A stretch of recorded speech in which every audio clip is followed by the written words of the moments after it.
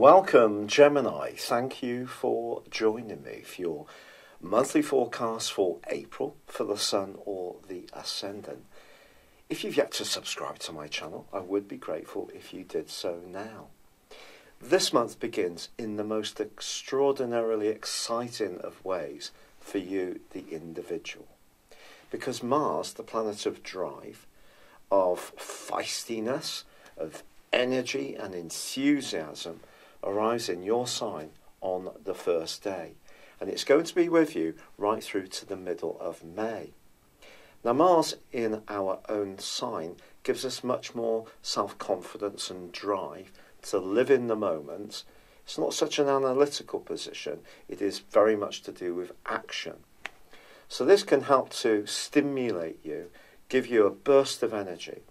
Because as Mars made its way through the 12th solar house in the previous 6 weeks, that was a little more challenging. So Mars moving into your sign is something definitely to embrace.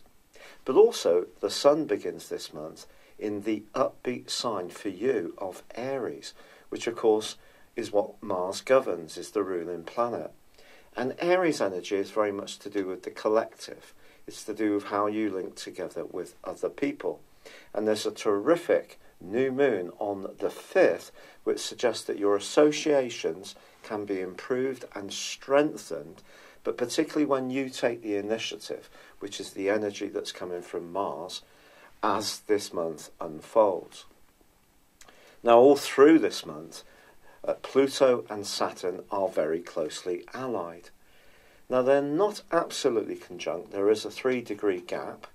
Next year, they will go into a conjunction along with Jupiter, and that will be a very potent combination for sure. But I think within 3 degrees, they are going to be feeding into your situation an awful lot of energy.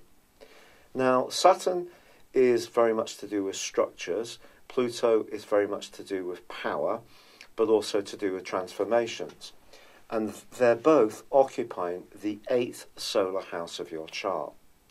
Now, that's wherever you're intimately connected to someone. This could be in a romantic context, it could be sexually, it could be in terms of a more practical situation, your finances, business interests, property affair. And I feel that this is going to be a month when some kind of change is almost inevitable in one of these areas. Now, it could be that you're going to improve your lot significantly.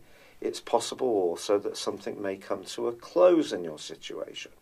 But see this as being part of a process which is actually going to liberate you and free you up to do much better going forwards.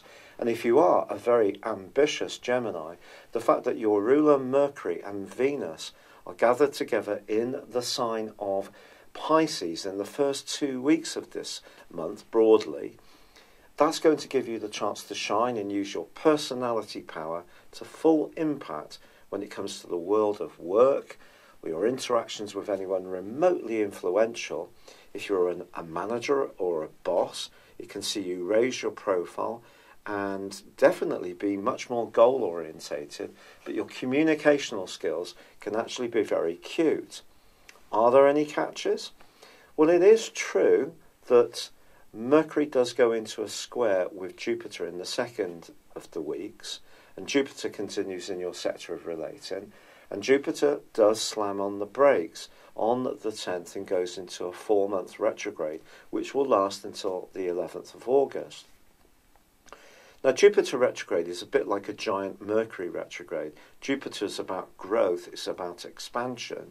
So when it comes to your interactions with others, I don't think you can take these for granted over that 4-month period. You're going to have to work at it.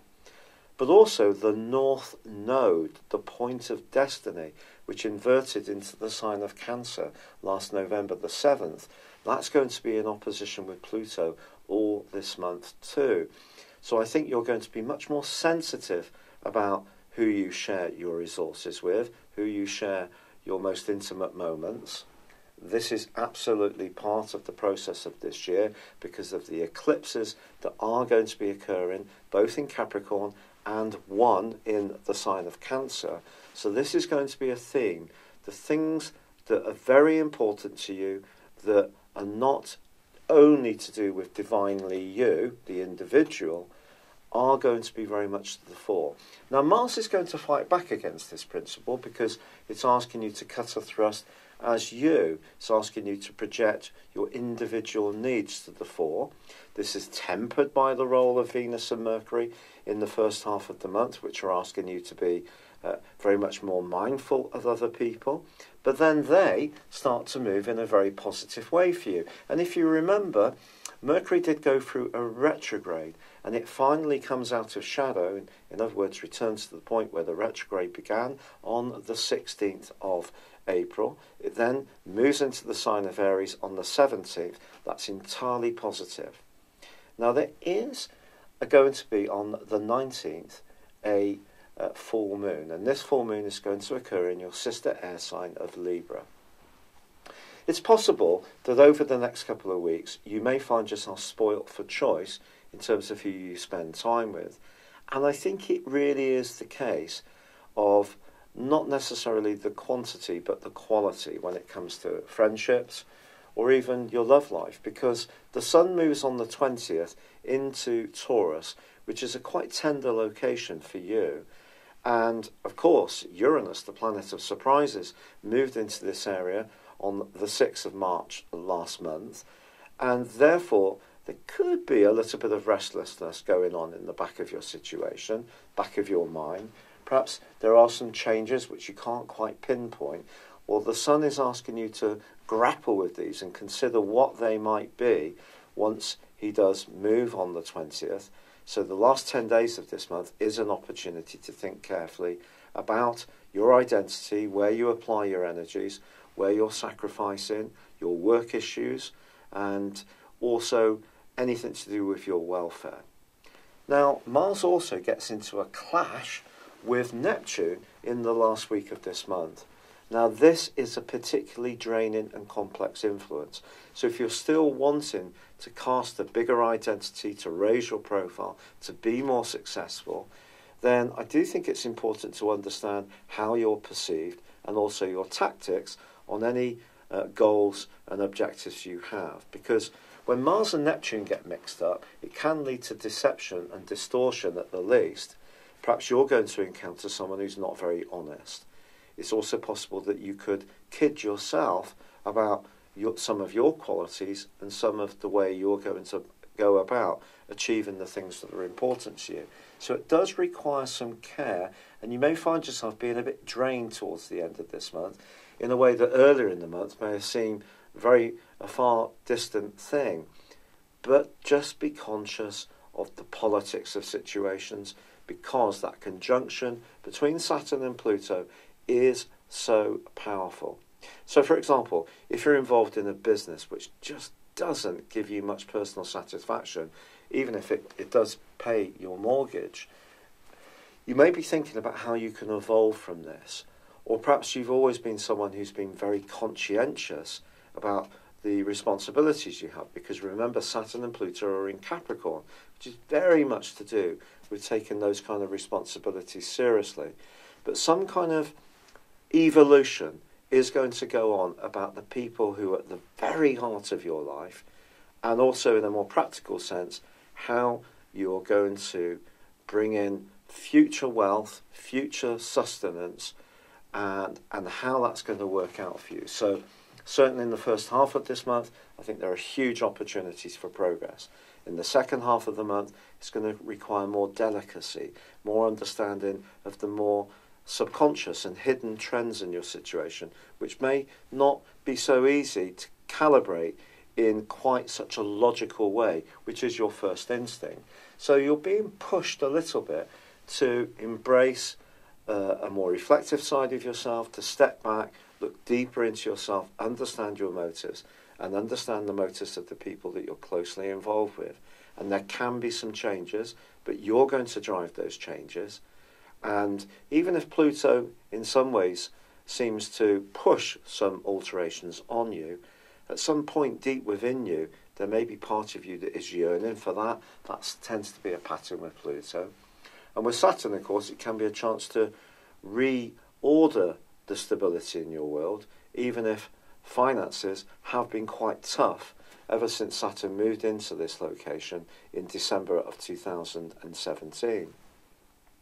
So as this month comes to a close, if you do need the permission to step back, rest a little bit, take some time out to do some healing things, some very self-caring things like go to a spa or have a massage, or just give yourself the time to read a book or meditate, move into the moment and just let all the emotional parts of your existence and situation settle on your consciousness.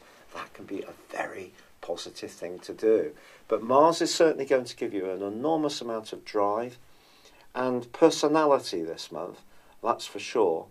And with Venus and Mercury also seeing you very successfully connecting to the right people in the second half of this month, that too can be a very big help in your overall journey, which is, I feel, at a more structural level about those intimate relationships and money.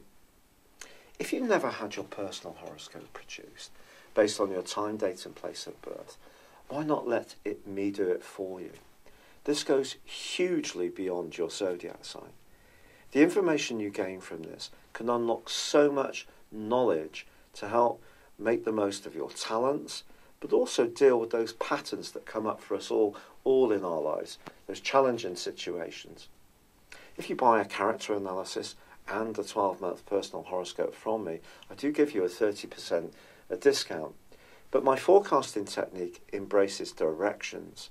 This is a very exciting, much more modern technique, which advances your chart on the basis of roughly 1 degree for each year of your life and sees how those influences interact with your natal birth chart and also current planetary activity.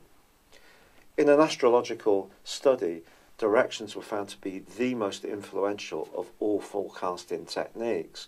So please see the link beneath this video for more. But for now, I'd love it if you would like or comment. Good luck and goodbye for now. Hello, thank you so much for watching my video. I'd love you to join me at my Horoscope Ace app. You can find this at www.horoscope-ace.com. You can use it through Android, iOS, Apple or Facebook. Check out your ascendant or your moon sign or download your free birth chart. There's all your favourite videos, plus there are daily, weekly, monthly and yearly horoscopes for general, love, Chinese and Indian astrology. If your passion is tarot, there's my brilliant 3-card money or love tarot readings too. And it's all there at www.horoscope-ace.com. Thank you.